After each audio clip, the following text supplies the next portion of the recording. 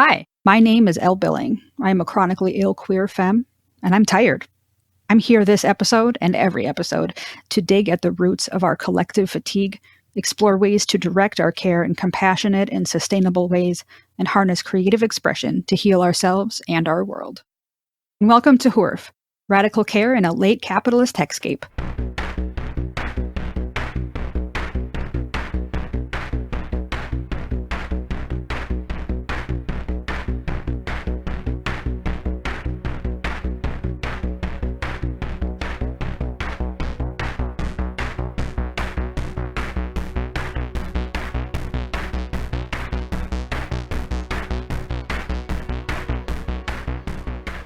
My guest today is Mer Yayanos. Mer is a California-based multimedia artist, composer, culture writer, performing musician, mainly violin, theremin, voice, monstrous feminist agitator, editor, poet, and activist, creator and director of The Parlor Trick, a haunted chamber ensemble, co-founder and acting editor-in-chief of Coil House magazine and blog, a love letter to alternative culture, which ran from 2007 through 2012 and was published and distributed internationally. Moog-sponsored thereminist, proud member of the So Many of Us collective, chief agitation officer of Harpy Corps, a chaotic, monstrous, feminist art rage alliance instigated by a bunch of fed-up women and queers launched on Trump's inauguration in 2016, along with a personal coffee brand, Blood of the Harpy, produced by Funranium Labs. Incontinent Harpy, transformative justice noob, exuberant hired gun for the experimental black metal band Feminazgul, anti-fascist, anti-racist, fledgling abolitionist, eternal student. I am so thrilled to have Mer on today's episode. Welcome to the podcast. Hi, Mer. Hi. I think you're right. I think I am just going to end up cackling a lot during this. I'll try to keep it to a dull roar. Mine's really loud too. And I've been told when I really get going, any heightened emotion, I sound like Marge Gunderson. Yeah. All right.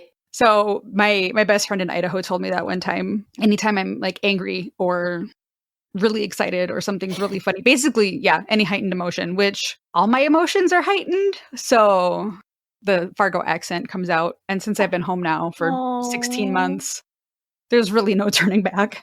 So how has that been? Well, we are in our first winter storm right now. So my first concern with us recording today was if the power was going to go out, because it went out 6 times yesterday. Whoa. Yeah. And so far it's been stable. They got it stabilized, rural power grids and whatnot. So of course you would be more worried about that than me not figuring out that I had my headphones set on mute for, 35 minutes. Stranger things have happened and probably will happen. Oh, yeah. Yes. When you're out in the boonies, everything gets extra fraught really quickly. Really, really. We were burning sloughs last week. Oh my gosh. So, which is a thing we do. You burn the reeds down. Yeah. So then they don't catch snow. And there was no wind. It was great. Good day to burn sloughs. 2 days later, we had 40-mile-an-hour winds with 60-mile-an-hour gusts. Ooh. And the fire department and my cousin had to go out there and because the fire whipped up again. And they had to go out with a payloader and the fire trucks and get it tamped down. And me, having lived in Idaho for 13 years, I'm like, land fire. And Dad's like, oh, it's fine. They got it taken care of. I'm like, then don't tell me these things. Like, I lived in Idaho too long. Don't tell me about fire. Word. California. You're in California. Yep. California, Yeah. The West. Just don't mention fire if we don't have to worry about it, please. It's a hot mess. Mm-hmm. So speaking of hot mess and the glorious hot messes that we both are. Woo! High fives! High fives. We're still here. Yeah, we're survivors. Oh, yeah. See, did you hear when I said survivors? Survivors. Oh, yeah. It's so good. How have you received care this week? Oh, wow. Well, so it's been a pretty intense few months, really, in terms of both caregiving and care receiving. And yeah, I'm betting that's very true for you too. Yes, we are in it. But I'd say, just speaking of care, like my partner, Sean, he's amazing. Like, legendary. Holy crepes. I have never been in an intimate relationship that is this kind or stable or thoughtful or communicative. Never. And that has been a revelation, and I just want to, pay a little bit of lip service to therapy and therapeutic work, because I think one of the reasons why the care works as well as it does between us is that we've both been through the ringer and we've both committed to striving for healthy, consistent interdependence as opposed to, codependence. I definitely am beginning to realize more and more every day, like this connection would not have been possible had we not both first committed to a whole lot of work on ourselves separately, therapy, yoga, meditation, EMDR, etc. And so the care that we give and receive each other is informed care. And that's so, everything from just cooking for each other, giving each other space, giving each other snugs. After having been living feral for as long as I have, this is definitely, care is happening every day in all sorts of little ways. Like he leaves me little Post-it notes on the coffee machine. Like it's just like, I don't know. It's healthy connection and communication. Yeah. Just when you've been through the ringer to the extent that I have, you're just used to combativeness. You're used to a certain level of dysfunction just kind of built in. So when you enter into this really loving, intimate dynamic with someone who is as committed as you are to unlearning a whole lot of bad habits and really being personally accountable while also having a more holistic sense of everything that led to the trauma that we've both had and how that behavior, like how we behave as a result. Anyway, I'm sorry, I kind of ran off the rails there, but you get the idea. How about you? I just want to springboard off that and the importance of therapy and doing the work. Oh, that was my phone. That was so loud. I forgot to... It sounded like a foghorn. Yeah, my phone farted very loudly. Butts. This is a very I'm like Tina podcast. Belcher at 37. Butts. So I have two siblings, and their stories and diagnoses are not mine to share. Of course. But we all have our stuff. Oh yeah. And so it has definitely put strain on our relationships in various ways over the years. My sister recently got engaged and came home for a family funeral. And while she was home, we went wedding dress shopping. It was my sister, my mom, and me. The three of us went shopping. And that whole relationship too, of the three of us the two of us girls with my mom, has also been challenging over the years. We had so much fun. Oh, good. Dress shopping. And my sister and I were talking about it later. And she said, I think that's the most fun the three of us have had in over 20 years. Wow. Possibly ever. Oh, were you, you must have been euphoric. It was so great. Like, my sister set some ground rules. She's like, she asked me to do it too, or for her, because she just needed the distance. Mom, you can't make any body comments or talk about Katie's weight in any of these dresses, or you have to wait in the car. Bless. That was like ground rule number one. Huge. And she didn't, my mom didn't say a thing. Good. And my sister found the dress. Yay. My mom and I tried on a few dresses. I found my bridesmaid dress right away. We went out to eat. We had a good time. And it was, I've been in various forms of therapy, counseling, 12-step, something since I was 17. My sister did some when she was younger, and then it was inaccessible to her for a long time, but she's back in therapy again. And she's like, we had so much fun. She says, I haven't felt this good about my relationships in so long. Oh, I love it. And my brother's doing really well right now. And my sister and I both said, we're sort of waiting for this other shoe to drop, but it doesn't really feel like it's going to. Like we all feel kind of safe right now, which is new. Oh yeah, that is. I'm right there with you. I am shocked sometimes that I'm able to feel as safe and cozy as I do. Like it's just so. Like I've had to unlearn so much in order to have space for that, because hypervigilance was such an important survival thing for me. I still I still live with a certain amount of hypervigilance because I do care for my mother. So that's been challenging. But even with that, like I have the support of both my siblings. That's beautiful. And my dad and I have a really good relationship. And so it's just gorgeous. It's just nice. Like, and I'm not burned out from work, so I can enjoy this. Like, and I realize that's like an immense privilege to be able to like quit my job and move across the country and move back in with my family. Like, not everyone can do that. That doesn't mean it's not a beautiful, wonderful gift in your life. It's such a gift. And I'm so glad that you're able to enjoy it. I wish more people were able to slow down and connect with other people. Like, we're so isolated. It's true. By design. It keeps us sick, and it absolutely does. Like, sad. I feel I don't think I really understood that the level of burnout that I ended up reaching.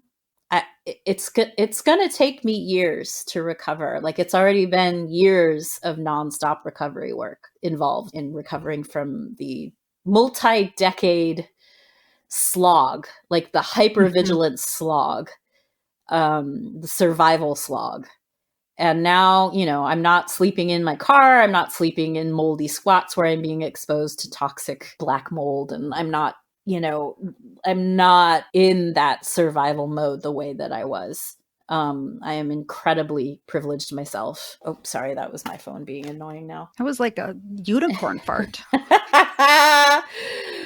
It was totally a unicorn fart. It's so funny. I was just talking to a friend earlier and talking about how my therapist is basically a unicorn because she's trauma-informed, adoptee, centering, and LGBTQIA friendly. Yeah, unicorns. We don't have enough unicorns. I'm lucky. I have unicorns and I have privilege. And yes, there are so many people in the world right now, in this country right now, who are just beyond fried, beyond burned out, and don't have the same privileges that you or I do. And I think about them all the time. And I try to find a balance between, allowing myself to be grateful and calm and feel like I deserve a little space and care and comfort, and just, wishing desperately that everyone else had that same baseline. And, obviously we don't. And the system's designed that way on purpose. So, woo, here we go. Yeah. And then I, vacillate between I'm really appreciative of what I have and then being really angry that everyone else doesn't have it. Exactly. And it's hard to relax when you're angry. Oh my gosh. Like, yeah. Well, the other thing is, me well enough to know that I was running on pure wrath for years and years. And then the therapy that I was in finally sort of pivoted from making space for that rage to me and my therapist and my close loved ones all exploring the grief underneath, which is, of course, bottomless comparatively. Like, rage is a powerful force in the world. And in this world, I think we're seeing a lot of rage ahead of mourning and grief because the whole system's set up to try to keep us from addressing that grief or even feeling it. I went a long time in my life not able to feel anger. Like, I think I was physically able to feel it, but I wasn't like allowed to be angry. Absolutely. And my best friend, when I was going through my divorce, she was my anger translator. If you're familiar with the Key and Peele sketch, Luther the Anger Translator, that was Jen for me. Oh, Jen, good job. I mean, it made a huge difference in my life because things would happen and she'd go, why are you so chill about that? She's like, you should be more angry. I was like, you're right. That should piss me off. And I still, years later, when something happens, I need like 3 to 5 business days to process my anger. Like, I have to swing violently in from like rage to like no emotion at all about it, like be a good Lutheran lady, and not show any rage or anger and just like swallow it. Push it down. Just keep pushing it down. Yeah. And settle somewhere in the middle of like, how does a well-adjusted person respond to this? Well, I don't know. I'm not well-adjusted. Right. So I have to sort of figure that out. Like, the pendulum has to sort of settle. Like, I'm upset about this. I need 3 days to get back to you about how we're going to resolve this. That makes sense. And being able to state that and then take the time to process it, that's new for me and I like it. That's fantastic. I love it. It goes to 11. And it goes to 11 for me in various ways. The grief, the rage, the love, the mirth. So yeah, I feel you with that. And that is something that a lot of us are taught, like anger is bad, anger is toxic. It's really not. It's a survival tool. And that's, I think, where a lot of my explosive rage issues come from, is having to, from a very, very, very young age, start putting on giant threat displays in order to evade further harm. And I think a lot of my pain comes from bottling it up forever. Yeah, I can see that. And then learning that anger is an important, like, warning sign that something's wrong. Like, oh, anger is communicative. It tells us that something is wrong and needs to be fixed. Yeah. Have you heard that Elliott Smith song, Bottle Up and Explode? No. It's good. I'll send you a link. That's more my speed, because I don't want to like give you the impression that I just have easy access to my rage. It's more that because of my dissociative issues, I have really, really fragmented emotional reactions, or just reactions, period, to anything. And that's been really interesting to unpack, because I wasn't diagnosed officially with dissociative disorders. I still don't have like a clear-cut idea of what exactly the dissociative issue is. It's kind of too incoherent. It's definitely not DID, but it's definitely substantial. So yeah, so I will experience, you just, sometimes I never know, like there are times where I will just have immediate access to grief, and then there are times, or rage, and then there are times where I can't feel anything about a given situation for years, sometimes decades. Yeah, so it's all pretty dysregulated. One of the wonderful things about this trauma-informed therapist that I work with is she kind of encourages a sort of holistic attitude towards integration, and just giving yourself room, giving yourself space and time. So yeah, exactly what you've been able to do, which is fantastic. And I really wish we had a culture that wasn't so hurry up, don't fall behind, gotta keep up, gotta keep moving. Didn't they just add prolonged grief as a diagnosis in the DSM? Like if you have grief that lasts for more than 6 months, that's pathologized now. Wow. It is? I'll have to check that out. I hadn't read that. That's so bizarre. Especially considering we are going through, a mass disabling, mass death event. Yeah. Yeah. Grief is a normal human response. So is anger. So are a whole lot of emotions that a lot of America thinks are ishy. And it's a shame. Like, I wish we weren't so afraid in general of emotion, of strong emotion. I have lost a tremendous amount in my life as a result of people just not being able to stay in the room with anything that isn't chill. And I find myself drawn to sort of more messy, jagged people than not, because I know that they are more likely to be honest and more likely to be unintimidated by me and my big emotions and my big reactions. But I do also try to stay patient. It's like everyone's different. That toxic positivity of like trying to keep things chill, good vibes only. Cool girl. I don't identify as a girl really anymore, but I do use cool girl as a phrase because I am so Gen X in that particular way. Like, nah, just, you got to be cool. You got to go along with it. You got to laugh at the horrible jokes. You got to do the thing, or you're going to be left out. And it took me such a long time to pull myself entirely out of that modality. And I'm still doing it. Like, even though I have I don't want to say well-earned, but I have a reputation for sure for being like kind of over the top emotionally or anger-wise or confrontation-wise. Which is interesting to me because it gives people the impression that I'm just a tank, or the shit doesn't bug me or whatever, but it does. Like, I'm actually hyper sensitive, hyper vigilant. And, I don't want to be in that hyper emotional mode. I don't want to have to be super over the top, but it's like, when you're used to people trampling on you, you get used to yelping. Some of us anyway. Some of us yell. Some of us get loud. Some of us don't. Some of us get quiet and hide. But and I've done both. But I will take direct, assertive, somewhat quote unquote blunt communication any day, any day over toxic positivity and, oh, I have to be nice, I have to be quiet, I have to soften everything I do and say, I have to walk on eggshells. I'm really not. It's not, which isn't to say that I don't think that we should be gentle with each other or kind. It's just, I think tone policing is a thing that's been a pretty consistent issue for me. People telling me that what I'm saying is correct, but the way I'm saying it is not. And that's, I listen, I take notes, but also there have been times where absolutely I was by far the more marginalized voice speaking, and people basically silenced me because I didn't have, it's that whole, you got to act right to get rights thing. Yeah. Yeah. Like I wasn't acting right because I was visibly upset because somebody did or said something abusive or exploitative. And because I didn't, very politely and defer to them, I got shunned or whatever, scapegoated.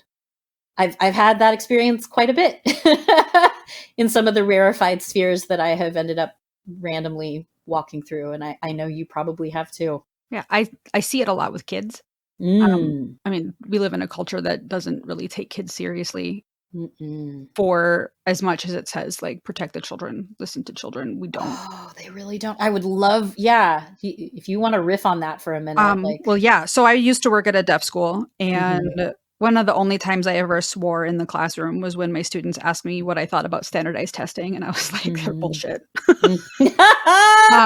Indeed. So I think they're bullshit for everybody, but most especially for kids with learning differences. Oh, yeah. And disabilities, because they're definitely not designed to help make those kids successful at all. But there was one test in particular in the state I lived in and worked in that was for English language learners to test how well they're learning and acquiring and becoming fluent in the target language, which is English. The problem is we were not permitted to give any accommodations on that test for students who were deaf or blind. Oh, but not providing accommodations violates ADA and IDEA, which are the Americans with Disabilities Act, and IDEA is special education law. Like, these kids have education plans that we renew every year that says these are the accommodations we provide for testing and classroom instruction. So you get a deaf kid in there and you have to give verbal directions, and we're not allowed to provide sign language because that's not the target language. The target language is English. What?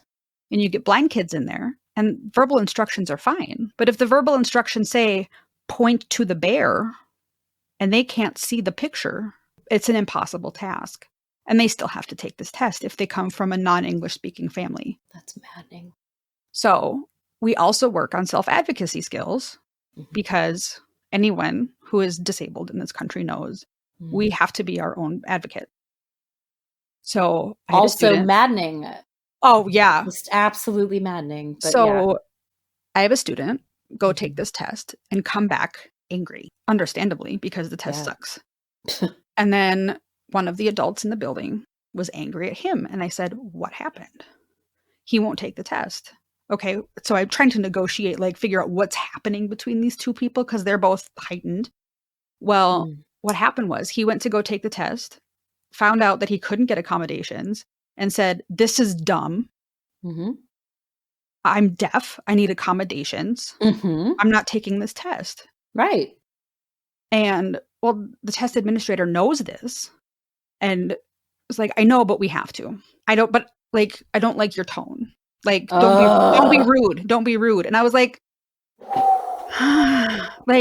so I'm stuck in this position of, like, don't undermine another professional. But honestly, I think the kid was right. The kid was right, for sure. And I was like, he's upset because his rights are being violated. Absolutely. And, like, it's taken us so long to get this kid to stand up for himself. Yeah. I mean, he's the kind of kid who just tended to be like, yeah, okay, I'll do whatever. And now he's like, no, this is, okay, I don't like the word dumb. Like, it's an ableist word, but the test is in poor design. It's bad. It's not a good test for him. He knew that. He's like, this test is dumb. I'm not taking it. If I don't get an interpreter, I can't hear what you're telling me to do. I'm not going to take the test. That's all completely reasonable, rational, and sane. Yeah. I'm proud of that kid. Yeah. And things like that happened all the time, where adults took it personally when students pushed back. And I'm like, I'm glad that they have the ability to push back. Yeah, I didn't have that. Because, like, what are they going to do when they leave here? My heart to their heart. That is... Mm-hmm. And yours. That's just one example. Yeah, I know that's one microaggression among millions that you probably saw in the classroom. Is that even a microaggression? That's pretty big. That's a big ass aggression. Yeah. Oy, oy, oy. Yeah, this country. I know you are a musician, among other types of art. Does your creative practice help you process? Oh yeah, stuff. It's one of my top survival skills, being creative. Yeah. Being an artistic person. I know, for instance, I know something is terribly, terribly wrong if I don't want to make music, if I don't want to write, if I don't want to collaborate with other people making something go. That's the other thing. I don't always have to be close to the center of the action. Sometimes just being able to be there and, help someone edit their book or talk through their own process, like that, just being part of a collective, being part of a community of creatives is absolutely a way that I receive and give care consistently. And that is something that, no matter what else changes with my identity, that's a given. If I'm not actively being creative and playful, and there has to be a certain collaborative element. I know a lot of people that I'm envious of them, that they can just hole up and be creative on their own and not worry about doing so in a group or being involved in a group. And I can do that. Like, there are definitely forms of creation that I do, creativity, art making that I do, that never see the light of day, don't have anything to do with anybody else. It's just purely for my own pleasure. But yeah, absolutely, the most intense caregiving and receiving that I do is always going to be at the heart of being an artist for me. Is there anything you're working on right now that you're especially excited about? Absolutely. So there's this amazing podcast that I am doing. I have this absolutely phenomenal friend, Micah, Maika. They are a beautiful, beautiful soul, like just a great friend. And in recent months, they decided to create a spooky story time podcast. And what they're doing is taking public domain literature and gently, thoughtfully gender fucking it all up. There's just they're taking all of these public domain heteronormative stories and changing the pronouns just enough that basically anyone listening of any gender can feel included. I actually, to pivot from that back to something, so you must be familiar with the term Fredish, right? No, actually, no.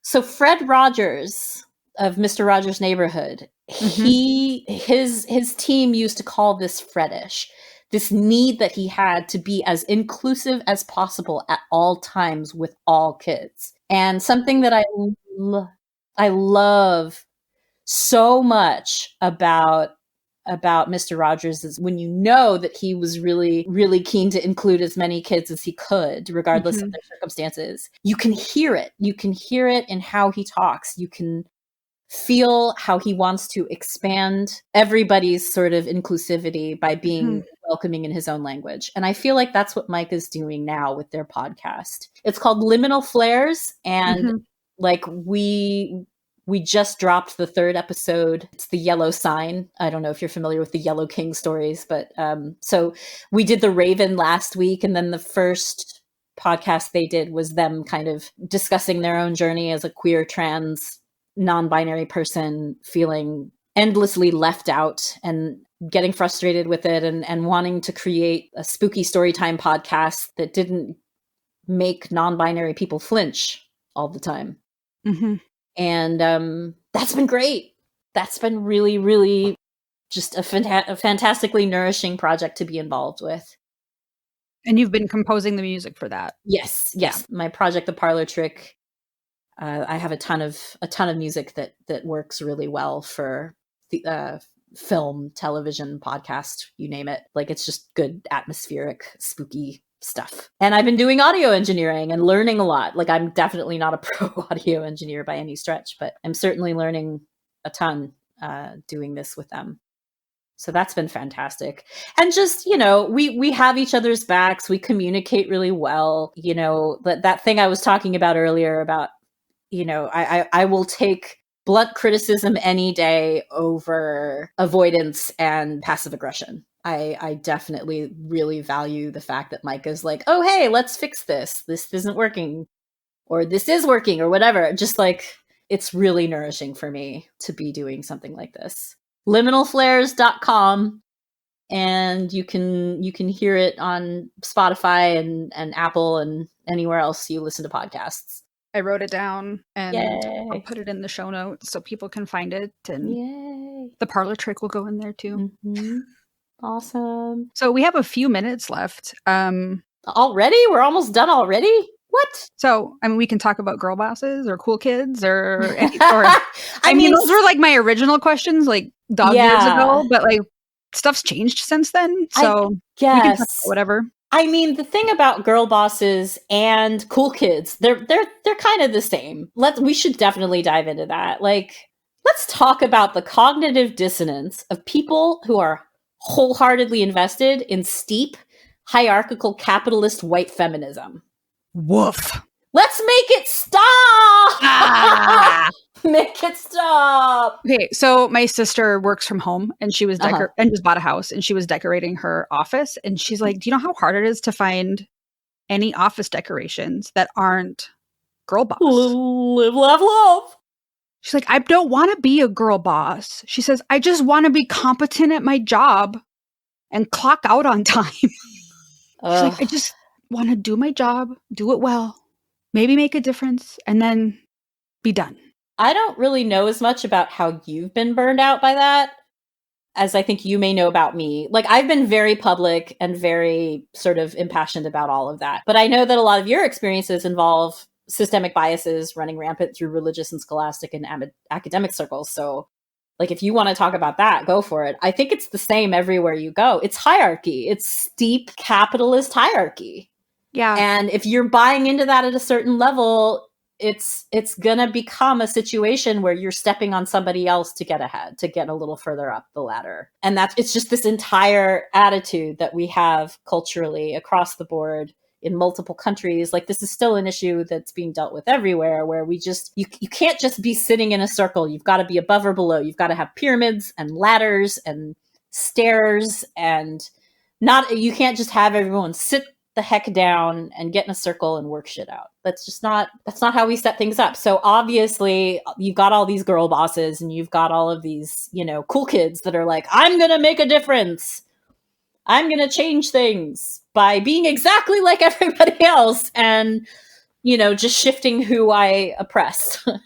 Right. I didn't say I'm not the first person to say this. I wish I could remember who I'm stealing it from. But like, for every time someone breaks a glass ceiling, there's people below them getting hit with the shards. Wow, that's beautiful. I have never heard that, and it's absolutely true. I am peppered with shards. Yeah. And it hurts. Oh, it hurts bad. Yeah, just, especially when... So without, like, I really want to be careful not to throw too much shade on anyone, because I want to make sure that I hang on to the fact that we're all just doing the best that we can. Mm-hmm. And a lot of what we do is a trauma response. Absolutely. Absolutely. And I mean, I have had people get their trauma responses all over me, and vice versa. So yeah, I have compassion. But so the thing that just maddens me more than anything else is we are in a time where information and language is changing so rapidly. Mm-hmm. And a lot of people have access to the language and the information. They're maybe intellectually absorbing it, but they aren't putting it into practice on a deeper level. And that can be extremely harmful to people around them. So girl bosses and cool kids in the same boat. You have a bunch of people who are socially aware, culturally aware enough to want to make a difference, to want things to be better, but they still won't embrace accountability personally. They still won't take responsibility personally. So you'll have these, like, from my standpoint, really, really wealthy, socially powerful, politically powerful people who really, truly, genuinely believe that they're one of the, I'm one of the good ones. I can't do anything wrong because I'm woke or whatever. And in fact, they do profound levels of damage to their close friends, to their families, while performing this wokeness for the outside world. But they're not internalizing it, and they're not embodying it in their own private lives. But then they get flown all over the world on fancy planes to go to fancy places and perform this feminism that they are seen as being experts with, or humanism or whatever else. I think that's one of the big fights of my life, is figuring out how to embrace accountability in my own body, in my own life, and stop trying to either control or combat it the way that I was before, because it's not sustainable. Like, there was a big shift for me back around 2017 where I had a little bit of experience with restorative justice. I'd done a lot of reading on transformative stuff, but I was a noob. I'm still a noob. That's the other thing I want to make clear. Like, I don't know. I know just enough now at this point where I'm at to realize how deeply ignorant I am and how important it is for me to stay humble. But yes, I fight where I stand. And one of the big fights that I think I'm going to keep having is staying in the room with people who really genuinely think they're not doing anything wrong, and kind of trying to figure out ways to lovingly and compassionately make it clear to them that they are not being honest, that they are not being authentic. So yeah, I guess, like, I hope this dovetails with what we were just talking about. Harm reduction work that doesn't needlessly re-traumatize anybody, especially not fellow survivors of assault, exploitation, and gendered abuse or sexualized abuse. Like, that's my jam. And I need to admit, I'm a complete noob at it. I am a white, straight passing, even though I'm not, cis passing, even though I'm not, Gen X queerdo who has learned just enough at this point to feel hugely uncomfortable claiming any authority about anything. I'm going to jump in to say it's good to be uncomfortable, though. Yeah. Because when we get too comfortable with what we think we know, that's when the Dunning-Kruger effect kicks in. Exactly. And I have worked with those people. And I think at some points I have been that person. Yeah. I think we all have. Yeah. I mean, that's why the Dunning-Kruger effect is a thing. Absolutely a thing. Like a compulsory thing, really. Yeah. And that actually does connect with what I was saying about, cool kids and girl bosses. Because there's this sense of I am the authorita. And it's like, no, actually that's predicated on hype and bluster. And if you're not living it, if you're not walking the talk, then shut up. So my mom gets People magazine. She gets really bored because we don't go places and she can't drive. So my dad subscribed to People magazine, so she would have something to read. And when she's done reading it, I cut it apart and I use it for collages. Yay. But I tend to read through it while I'm cutting it. And my dad's like, I think you just secretly like People magazine. I'm like, I not so secretly despise People magazine, but nice try, Dad. And there was a page I ripped out specifically for this conversation that I left upstairs, but it was a total girl boss page. And this is going to be a very unpopular opinion, I think, or maybe moderately unpopular, depending on who's listening. A certain former presidential candidate, and her daughter doing some I wish I had grabbed the article. I'm going to pause and go get it, actually. Is that okay? Yeah. I don't want to get it wrong. So this is Chelsea? It's Hillary and Chelsea. Okay. I tore this out of the September 5th People, so it's a little dated now. But the title of the article is Behind the Scenes of Their Gutsy New TV Series. The one that Megan Thee Stallion was just on, right? Was she on it? Yeah, and I was like, what? Yeah, okay. I'm like, oh my God. It's a gutsy show? What are they doing that's so gutsy? They painted with Megan Thee Stallion, I guess. They took a tango lesson with Kate Hudson and Goldie Hawn. And they squared off on a legal trivia contest with Kim Kardashian. Oh, God. I'm like, what's gutsy about any of this? I mean, let's give credit where it's due. Having Megan Thee Stallion in conversation like that, let's just sit with the positive for 1 second. Yeah, that's fair. That I'm floored by that. Like, I don't understand that. I'm going to need to go and research that a bit more. That's and what true. That's about. I don't know if you remember this or not, but I was back in 2015. I started the year 2015 very enthusiastically pro Bernie. And by the end of 2015, I was disgusted, furious, and utterly fed up with the whole cult of Bernie, to the point where I lost a lot of friends. And I'm saying this just because I want it to be clear that I am a Diane de Prima kind of person, where I believe very firmly in the tenet of no one way works. It will take all of us shoving at the thing from all sides to bring it down. Yep. Right. So while I do take issue with girl boss BS, I also want to, this doesn't even have anything to do with the Clintons. I just want to celebrate Megan for a second. Yeah. And the fact that Megan has that kind of platform now, like, that's shocking to me. I don't give a shit about the Kardashians. You could not pay me to sit and listen to Kate Hudson talk. But if you're going to have Megan Thee Stallion be part of your program, like, you're not entirely off the mark, right? Yeah, that's fair. That's a really good point. But that being said, again, it's like, I wish we didn't need the Clintons to validate the Megans, the Stallions. Yeah. You know? And I wish, what I really wished from this is that the law student that they were highlighting wasn't Kim Kardashian. Ugh. It was literally anybody else in law school. It's repulsive. Like, why? That's the thing. That is the thing. Like, that's the whole, in a way, the core issue we're talking about. I'm a good guy. I'm one of the good guys. Actually, it's not black and white, and you're doing profound harm, and you're not acknowledging it. Like, she's very wealthy. She can afford childcare. She has a huge support system.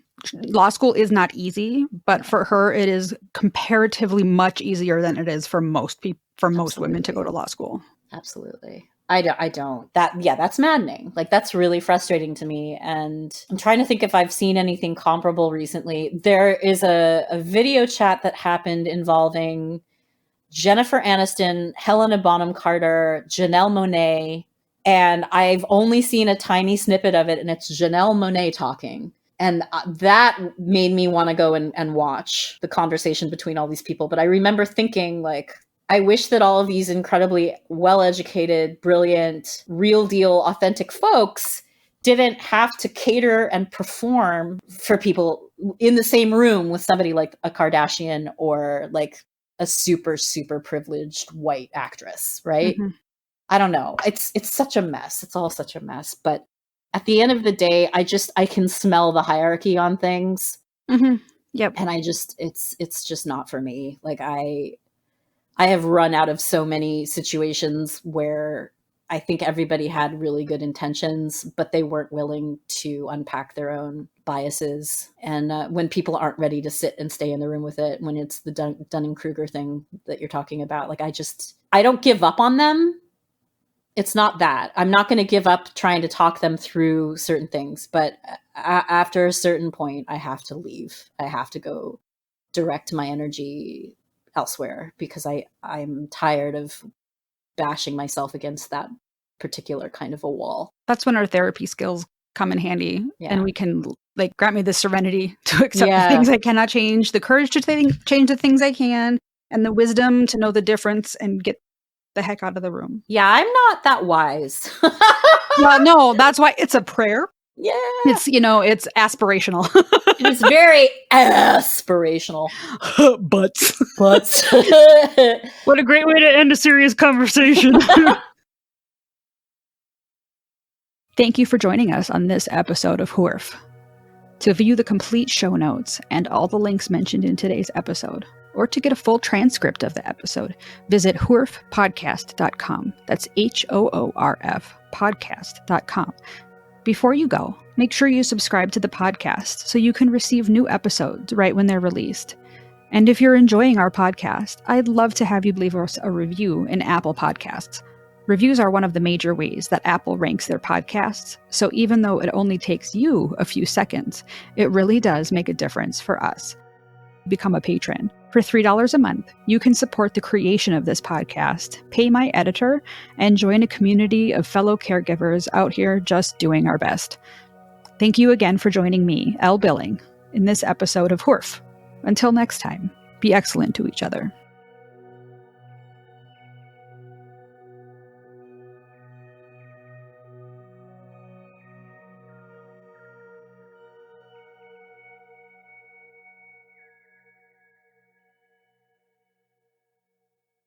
Hoof is hosted by Elle Billing at Elle and Wink. Audio editing by Ricky Cummings at Ricky Poo. Music composed by Ricky Cummings. Hoof is a production of Elle and Wink Art Studio, all rights reserved. Hoof Podcast can be found on social media channels at Hoof Podcast, at HOORF Podcast.